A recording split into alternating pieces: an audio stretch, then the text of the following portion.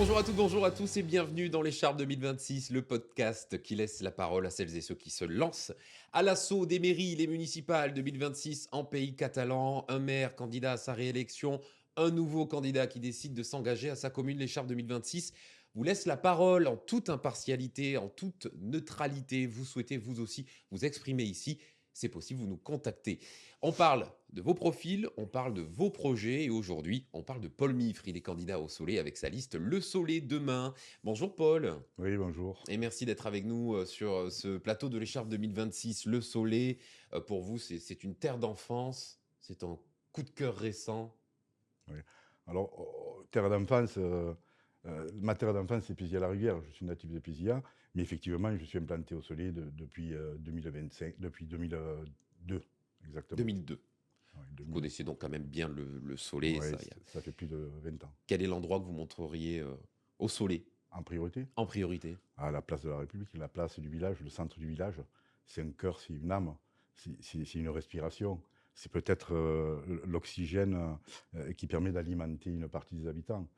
C'est aussi ce rattachement multigénérationnel qu'il y a eu pendant des années. Et il me semble que cette place-là, c'est au-delà d'un symbole, c'est une âme, tout simplement pour les habitants. En dehors de votre engagement politique, Paul Mifre, qui êtes-vous? Alors, j'ai un parcours un peu particulier.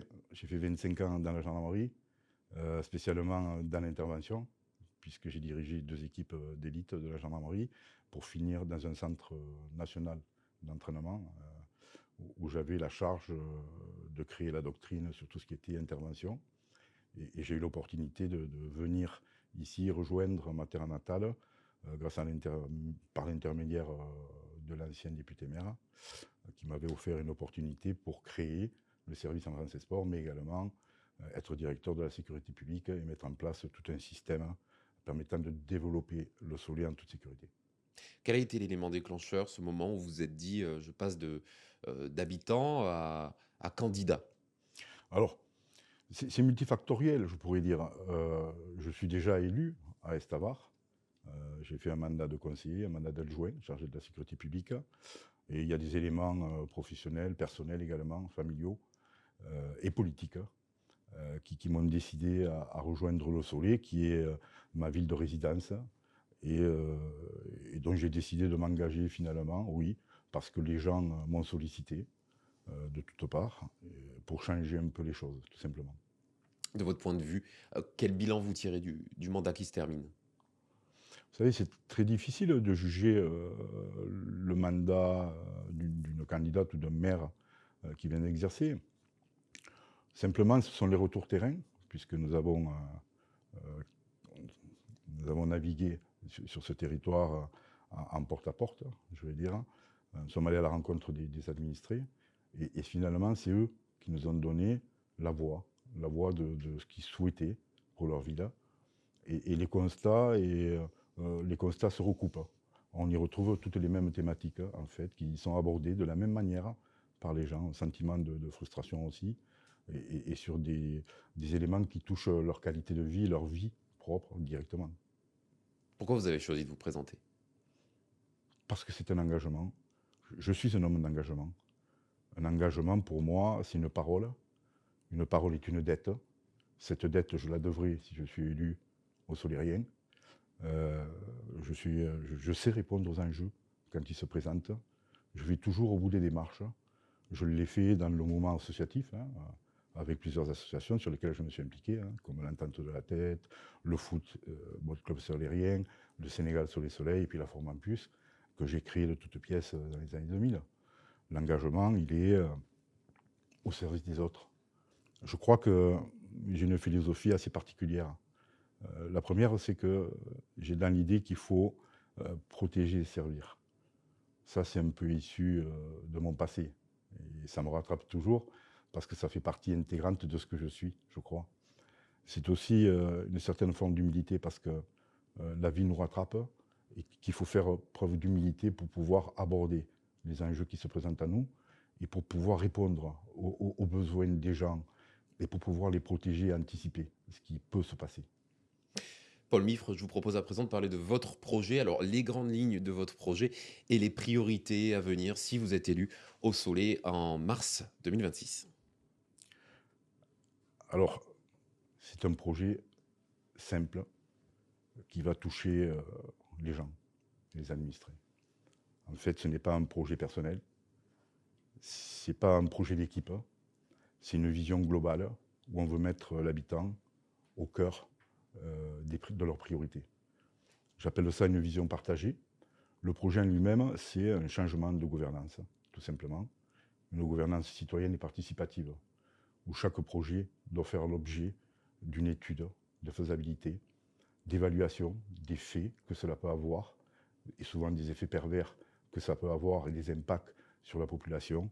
Et si les habitants n'adhèrent pas à ce type de projet de façon massive, le projet ne doit pas voir le jour. Moi, j'ai envie de dire, je ne vais pas proposer une cité de l'espace pour mettre les gens la tête dans les étoiles. J'ai tout simplement envie qu'ils reviennent et qu'ils essaient d'avoir les pieds sur terre pour leur apporter ce dont ils ont besoin et suivant leurs nécessités. C'est ça ce projet. Donc c'est un changement de gouvernance. Ce n'est pas rien. Je sais qu'il peut y avoir des freins.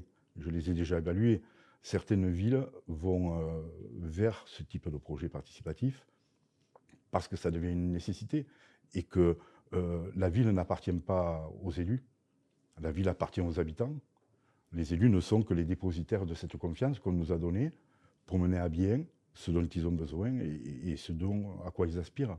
La tranquillité publique, la sécurité, la propreté des rues et renforcer ces bases dans les missions de service public, des bases qui doivent être solides pour pouvoir envisager de développer au fur et à mesure que l'on avance dans la vie, tout simplement. Fin de mandat, quel serait à ce moment-là, Paul Mifre, le changement le plus visible pour les Solériens, les Solériennes? Pour moi, ce serait le sourire, quoi. Le sourire des habitants. Leur redonner le sourire, la joie de vivre, tout simplement. Retrouver ce qui a fait notre force pendant des années. Pouvoir fonctionner avec cette solidarité et le cœur. Leur donner toutes les possibilités également aux jeunes et aux seniors d'avoir des logements dignes de ce nom, en cœur de ville pour leur éviter des mobilités et avoir tout sur place, quoi. C'est vrai que ça peut paraître un peu une illusion. Non, c'est pas une illusion, c'est une espérance. Moi, je dis, pour le Soleil, l'espérance, c'est un risque à prendre.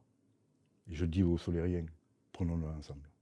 Paul Mifre, dernier mot, 20 secondes. C'est la tradition dans l'écharpe, cette caméra qui est là. Je vous laisse 20 secondes pour vous adresser à celles et ceux qui voteront, peut-être pour vous, dès le 15 mars prochain. Oui, je ne prendrai pas 20 secondes. Simplement, j'ai envie de vous dire, tout simplement, regardez ce que je suis.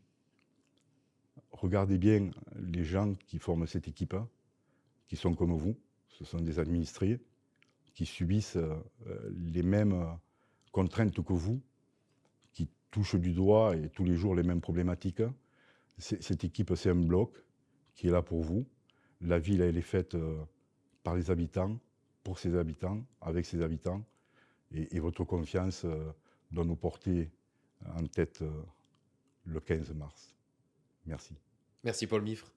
Et si vous aussi vous êtes candidate, vous souhaitez prendre la parole, n'hésitez pas à nous contacter. Je le répète, l'accès ici, il est libre, il est gratuit pour toutes et tous en toute impartialité. Et puis surtout, vous n'oubliez pas de vous abonner à la chaîne YouTube Plateau Média, ah ben non, et d'activer la cloche également pour manquer aucun futur entretien avec les acteurs des municipales 2026. On se retrouve dès demain pour un nouvel épisode de l'écharpe. Salut!